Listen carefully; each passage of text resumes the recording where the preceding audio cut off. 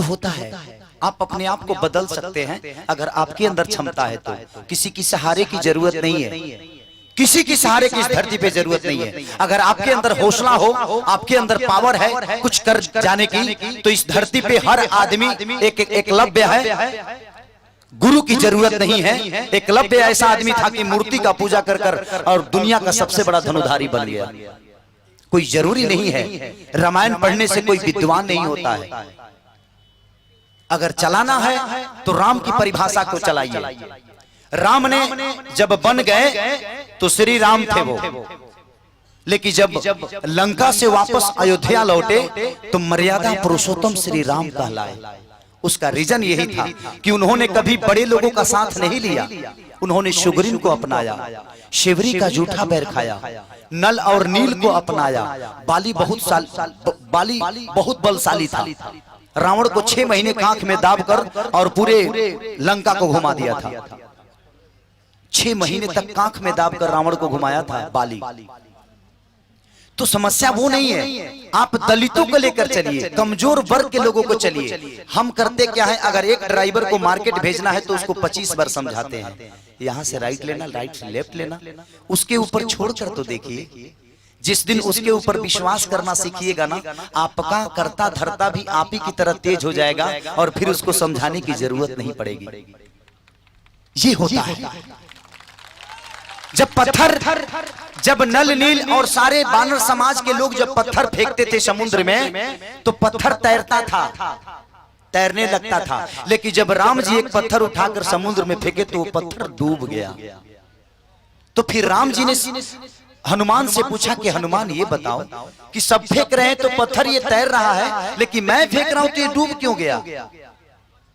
तो उन्होंने एक ही जवाब दिया कि भगवान, जिसको आप छोड़ देंगे वो तो डूब ही जाएगा ना। ये तो पत्थर है, जिसको आप छोड़ देते हैं वो डूब जाता है, तो वो क्यों नहीं डूब जाएगा?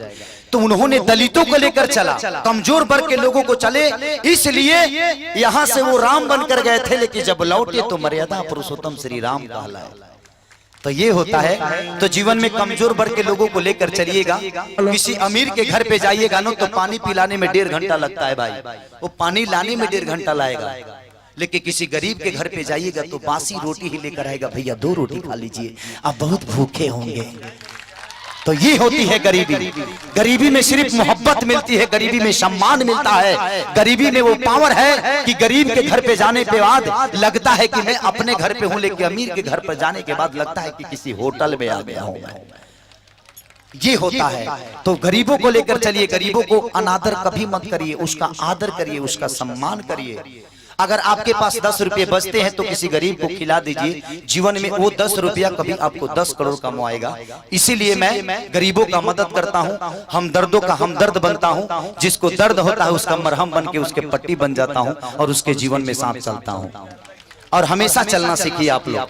अपने आप को हमेशा, जो आदमी लड़ता है वो क्रांतिकारी कहलाता है।